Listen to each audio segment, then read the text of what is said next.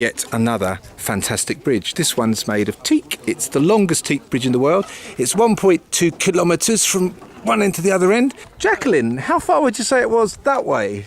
Well, I reckon it's about 0.6 kilometres that way. Yeah, I'd go with that one. And how far would you say it is that way? Well, I reckon it's probably 0.6 kilometres that way. I think you're probably right. Do you think she's probably right? Yeah. Now, the only place I've met a bridge like this, really, I can remember certainly in the UK, is at Bognor Regis and perhaps in Brighton. I don't know. Oh, where's my hat? Oh, there it is. Oh, God, I was really worried then. Blimey.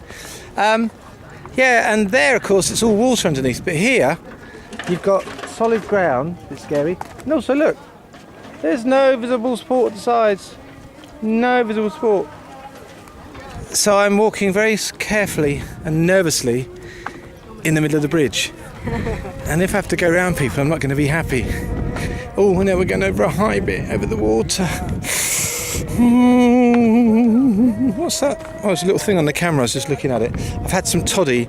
I'm not drunk or even slightly thingy, so that's good, isn't it? Look, I'll just show you a traditional boat. I'm going to hang on to this while I do it. There's a traditional boat, and there's a traditional dog in a traditional boat, and the dog's having a traditional drink. And I'm going to walk across the bridge. Look, high heels on the bridge. So what's your name? My name is Chitui. And tell me about all those languages you speak. Italian, French, Spanish, little stories. And where do you go to school? I go to school England. This is my mother. Your mother? In the shade, the white color. Mm-hmm. This is rice. Yeah, this rice. This tomato. Tomato. Peanut in the cold sunflower or making. It's very good here, isn't it, for growing food? Thank you very much. Thank you.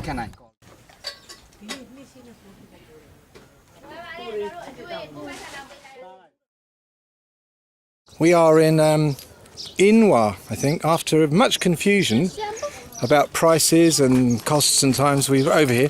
We're going to take a horse-drawn thingy. There's our horse-drawn thingy man. There's a horse-drawn thing. Island. And we're going to see some terribly interesting things on the island.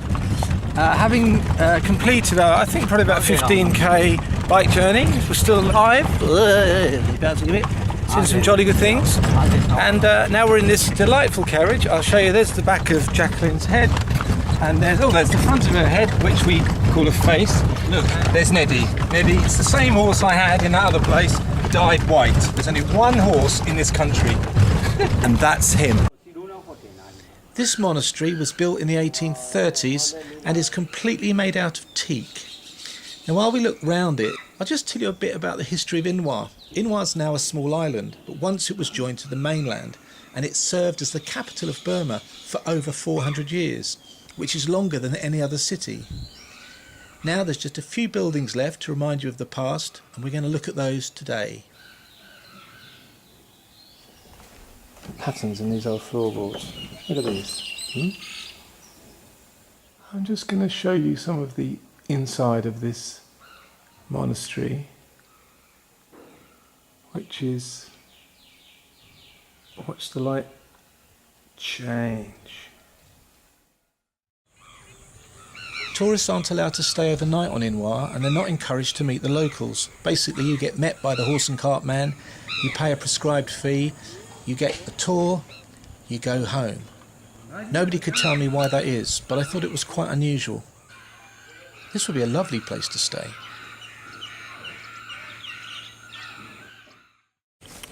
Only view this image when sober. It will make more sense. Carry on, Neddy. Thank you. What a nice look. Isn't he? Even looks like a nice man, doesn't he? Got his hat. He's having a thing there with his hands doing the horses. And he's 74 years old.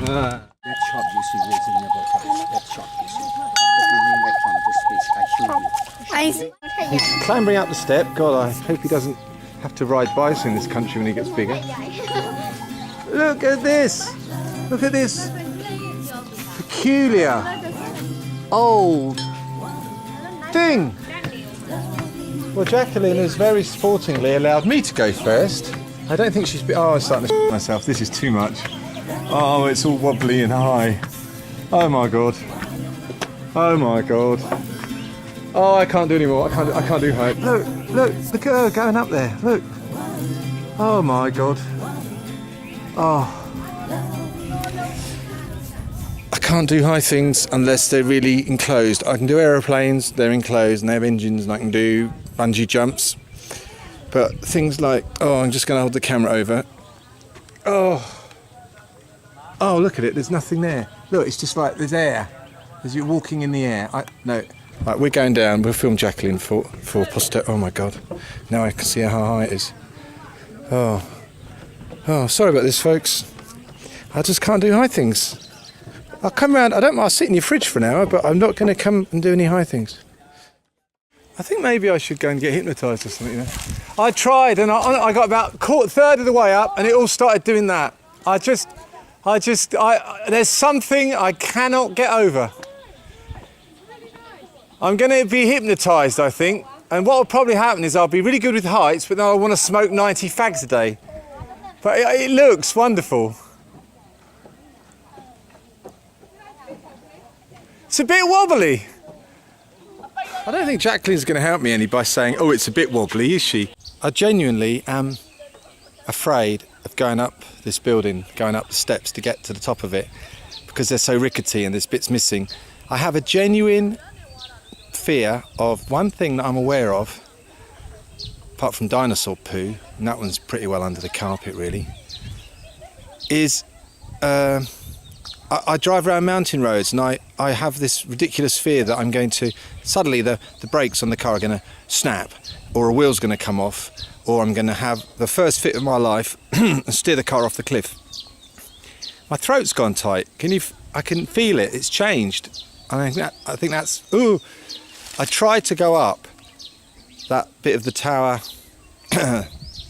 second bit, and I got about a third of the way up, and I was, oh, my stomach. Where do these fears come from? Did somebody make me scared in my childhood of heights? Did somebody say, oh, you know, if you get those shoes with big soles, you'll fall off and kill yourself? Was it seeing Elton John on top of the pops, maybe thinking, look how tall he is? God, if I was that tall. Was I a window cleaner in a previous life who fell off due to a badly rung ladder? I don't know. But I'm just really scared of tall things that don't feel safe. Aeroplanes are fine, bungee jumping's fine. Don't know about parachutes, but rickety stairs on buildings and going up the outside of things, oh no. Mountain things, no. Sorry guys, you're going to have to guess what it looks like from the top, because I also, in my, I forgot to give Jacqueline the camera. Queen Jacqueline could quite happily have taken some film, couldn't she? I'll have to come back when I get brave. If you're lucky enough to find yourself in the Mandalay area, come to Inwa and come to this one first, because we're here, the light's nearly gone, the sun is sinking, and this beautiful, sprawling building needs more time. It's just, I love it. But look, we've got no sun left. Sun's nearly gone, look. Ah, what have I just done to my toes? Oh, come on, some prickles. Oh, golly. Little bits of blood coming out of my toes now, never mind. Let's have a look at this. I think for me one of the attractions about this particular one is it isn't tarted up. It's just as it was. It's fading, it needs sorting out, it needs sticking bits on, it needs polyfiller, paint, probably emulsion, probably B&Q. But there's something really lovely about the textures and the colours and the way it's all kind of rounded off and friendly. I also like the fact nobody else is here, because it is the end of the day. There's only us and the retail army who are trying to sell us, I don't know, things made out of things. I have wandered about inside a bit. Very dark film. I might try and get a couple of little shots to show you, but I wish we'd come here earlier. So Inwa, whatever it's called, comes highly recommended. And it's well worth getting over here for a day, and ideally if you can bring your own transport, because when you go around in the car you see all these other little roads and you think, oh, I'd like to explore there. There's some lovely fields we've seen, some herons and crows and a big bird of prey, and it's very pleasant feel, very pleasant feel. So that's where we've been. We've been to there, and that's what it cost. And they're getting back because there's a Korean film on at 7 o'clock. Welcome to our chapati restaurant, sir. What would you like? Oh, I'll have a chapati, coconut rice, chicken curry, and maybe, oh yeah, mutton brain curry. I'll have that. And can you put extra brain in it, please? What's going on here? And look, this one I like, look. Egg Hamlet. Is that where the eggs live? Or is Shakespeare gone all chicken-bottomed? Yeah, I know. They get better, don't they? Fantastic maps from me. If you want some for your holiday, well, write in. Now, this is to show you where we were today. This is the fluorescent orange and pink river. I can't find her. Anyway, Mandalay's up here. We went down to there, which is Amarapura, which is where the Ubain Bridge was.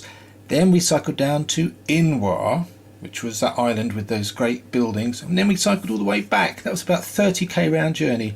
Tomorrow though, we're going to take a tuk-tuk, and that's me, Jacqueline, Lynn and his daughter, whose name I don't know, and we're going to take a tuk-tuk down to Palek to see something really unusual. I'll say nothing more about that one. And then we're going to go over the river, I hope there's a bridge, to Sagan, to a place where the monks kind of chill out, I'm told.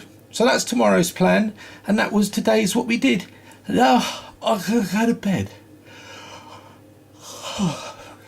All right.